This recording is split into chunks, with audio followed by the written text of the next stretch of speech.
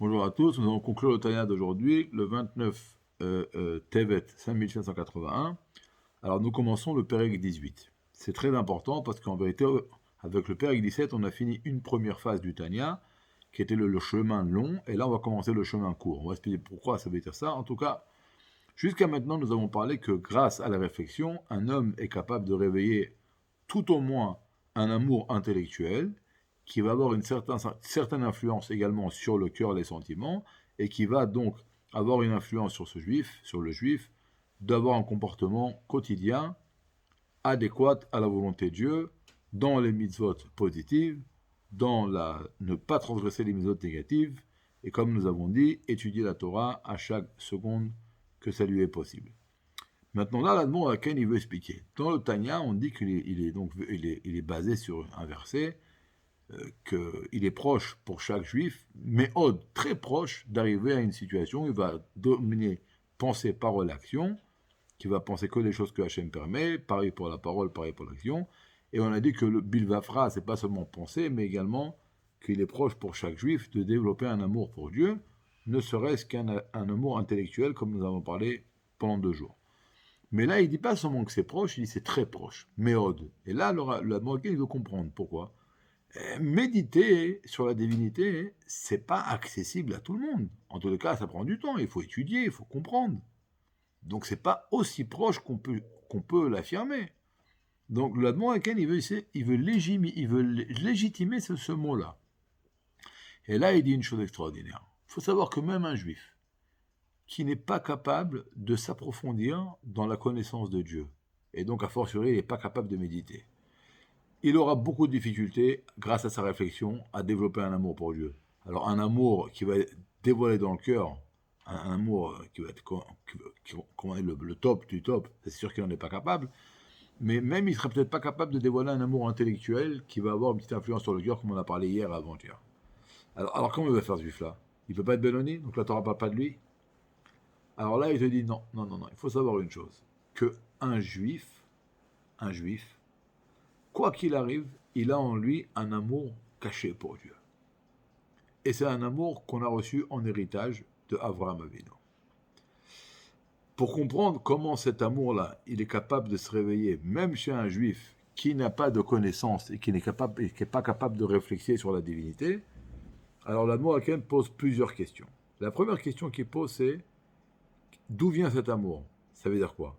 Quand j'ai un amour qui va être chez moi, qui va être le résultante de la réflexion. Alors c'est un amour, sa source elle est dans la bina, dans la réflexion. Mais là, si on parle d'un juif qui n'est pas capable de réflexionner, à d'où vient cet amour? Deuxième question qu'il pose, c'est comment on l'a reçu en héritage. La question pourquoi? Les traits de caractère, ça passe en héritage. Mais l'idéologie, ça ne passe pas en héritage. Donc, si Abraham Avinu, il a aimé Dieu parce qu'il a médité sur la grandeur de Dieu, donc c'est un amour qu'il a acquis à travers la réflexion. Donc c'est une idéologie. Ça passe pas en héritage. Donc comment on a reçu cet amour en héritage? Après, il pose une question. Maïniana, traduction littérale, c'est pas la vraie. Quel est le sujet de cet amour? C'est-à-dire quoi? Chaque amour va créer chez moi un élan. Par exemple, si j'aime la chorma, ça va me pousser à aller étudier la Torah chez quelqu'un d'intelligent. Si j'aime la musique, ça va me pousser à aller à un concert. Cet amour-là que j'ai, d'où il vient, comment on l'a reçu en héritage, et quand si je vais réussir à le réveiller chez moi, il va me pousser à faire quoi?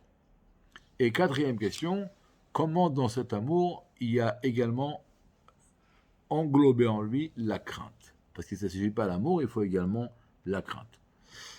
Alors là, le Rabbi, l'Admoraken, va commencer à répondre à la troisième question. Il dit qu'en vérité, ou la question de comment on a reçu en héritage. Il faut savoir une chose, qu'on a reçu en héritage de Avraham Avinu, c'est pas l'amour. Ça passe pas en héritage. Avraham Avinu, les patriarches, ils ont eu un attachement à Dieu très très très fort. À un tel point que Dieu et eux sont devenus une seule entité. C'est comme si que chez eux, la divinité est devenue comme un trait de caractère. C'est devenu une partie intégrante de leur DNA. Et donc, ils ont donné quelque chose en héritage extraordinaire à tout celui qui vient de Avraham Avinu. Vous savez qu'on a reçu en héritage d'Avraham Avinu? La Neshama. Que tout celui qui vient d'Avraham, il a une Neshama pure et sainte, dans laquelle il y a les 10 forces qui viennent des 10 sphères célestes.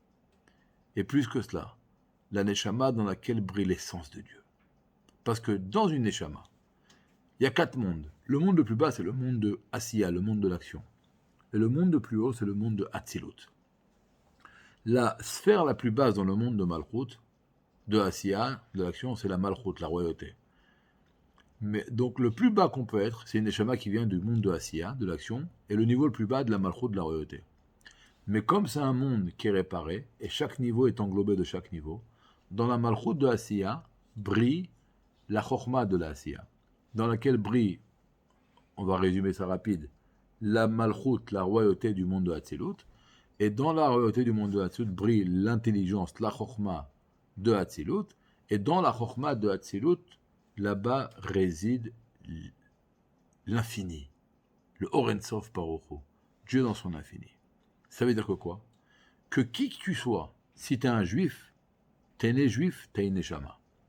Et si tu as une Neshama, dans ta Neshama, il y a le niveau de Chokhma de Hatzilut. Et dans le niveau de Chokhma de Hatzilut, il y a Dieu, l'infini. Et donc, c'est quoi la conclusion? Qui que tu sois, Dieu dans son infini réside en toi. Alors, mais le problème, c'est que c'est caché en nous. Mais si on va rien que se rappeler de ça, déjà, ça va nous donner des forces extraordinaires. Et on va comprendre qu'on a une grande Neshama, on a Dieu qui réside à l'intérieur de nous. Et donc, on a des forces. On est capable d'aimer Dieu, de servir Dieu. Maintenant, il dit ici que ce niveau-là, on va voir qu'un juif, on verra plus tard, même un juif que dans sa vie quotidienne, il peut avoir un comportement complètement dégradé, il ne va pas manger cachère. Mais ce juif-là, quand on va le mettre à l'épreuve, par exemple, de renier son judaïsme, il va être prêt à donner sa vie. D'où ça vient? Parce qu'il y a Dieu à l'intérieur de lui. Alors jusqu'à qu'on le mette à cette épreuve-là, ce Dieu-là ne s'est pas dévoilé en lui.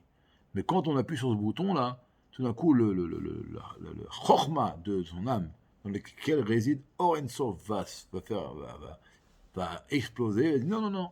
Alors nous, ce qu'on doit faire, c'est que le Admour Haken ici va nous donner des kélim, des réceptacles, pour être capable de dévoiler ce niveau-là chez nous, sans qu'on ait besoin de nous mettre à l'épreuve, par exemple, de renier notre judaïcité.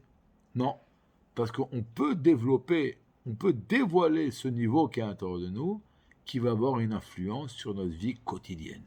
Que toute la journée, le Dieu qui est à l'intérieur de nous va briller en nous et va avoir une influence sur notre comportement dans pensée, parole et action. Et maintenant, on va comprendre pourquoi, même si je ne suis pas capable de réflexionner, je suis capable d'aimer Dieu. Si je vais juste me souvenir qui je suis et qui est en moi, ça va déjà donner les forces pour faire surface et me prendre en considération et être conscient que j'ai quelque chose d'extraordinaire à l'intérieur de moi et je vais aimer Hachem qui est en moi. Et ça, c'est qui qu'on soit. Un juif, c'est un juif. Et le rabbi, il termine le Tanya d'aujourd'hui, entre parenthèses, il dit plus que ça, des fois, il y a des grandes neshamot qui vont descendre chez des parents qui sont des renégats. Pourquoi? Le Harizal, il explique que des fois, il y a des neshamot là-haut qui sont prisonnières dans les forces de l'impureté. Quand Dieu veut prendre cette neshama et la sortir de là-bas, la faire descendre dans le corps, les forces de l'impureté, elles ne sont pas du tout d'accord. Donc il y a une bagarre entre Dieu et les forces de la clipote. Et là, qu'est-ce que Dieu dit? Il dit, regarde, si je vais descendre cette neshama dans un corps d'un tzaddik, dans les parents de tzaddikim, c'est sûr que la clipa ne va pas vouloir. Alors il dit à la clipote, regarde ce que je vais faire. On va prendre cette neshama, on va la descendre chez des parents qui ne mangent pas cachère, ils ne font pas la pureté familiale. La clipa dit, prends, ça va être top, il va faire des péchés. Et donc, pas seulement qu'on te libère, en faisant ces péchés dans ce monde-là, on va prendre encore plus de force. Mais pourquoi Dieu fait ça? Dieu dit, ok, c'est pas grave, au début, on va payer les pots cassés. Mais comme c'est une grande neshama, c'est sûr qu'un jour, elle va percer, elle va persévérer, elle va faire tchouva, et là, elle va exploser le monde. Et là, les clipotes, elles vont perdre. Mais Dieu, il prend le risque, parce qu'il sait que ça va se passer comme ça à la fin. Donc, c'est pas seulement que chaque juif il a une grande neshama. Des fois, le juif que tu regardes et tu crois que c'est une petite neshama, c'est une très grande neshama. Comme une fois, le Rebbe Rachab, il a dit, il a rapproché un juif et un grand chassid lui a dit, mais ça, c'est un juif simple, ça. Alors le Rebbe Rachab, il lui a dit, c'était un diamantaire. Il dit, montre-moi tes diamants. Et l'autre, il dit, ça, c'est le diamant le plus cher. Le Rebbe dit, ah bon, moi, je crois que c'était celui-là le plus cher. Il dit, mais Rebbe, ça, faut comprendre les diamants pour ça. Alors Rebbe, ça, c'est la réponse à la question que tu m'as posée tout à l'heure. Faut comprendre dans les Neshamot. Bonne journée, de bonnes nouvelles.